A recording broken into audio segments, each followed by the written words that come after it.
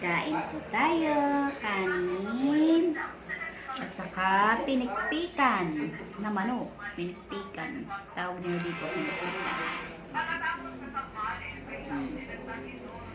Saka sayote na may itlog. Ayan.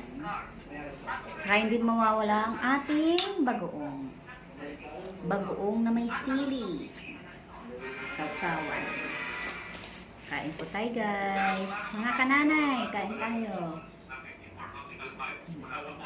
Sarap ihigop ng sabaw pag malamig ang panahon. Dito malamig kasi lamig. Kain po tayo. Unang subo sa inyo.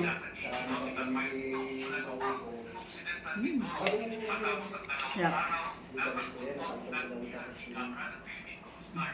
Sa kabila ng paglalagyan ng sponsorship sa EDC, ang tamang pagkakang ng mga inumpaling isda ayon sa National Security Council.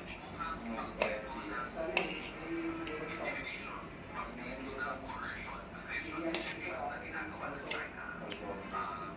Ayun po. May ganito sinatakbo at tinatakot yung ating mga artista na mag-isda yung sa West Philippines.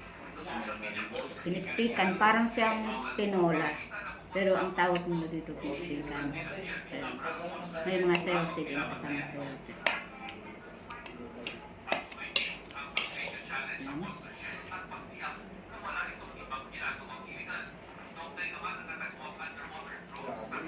Pero ang gusto ko dito yung sabaw lang. Pag alam ko sa pinikpikan, para siyang nilaga. Hindi siya ginigisa. Ano lang siya? Sibuyas, luya. Yun lang.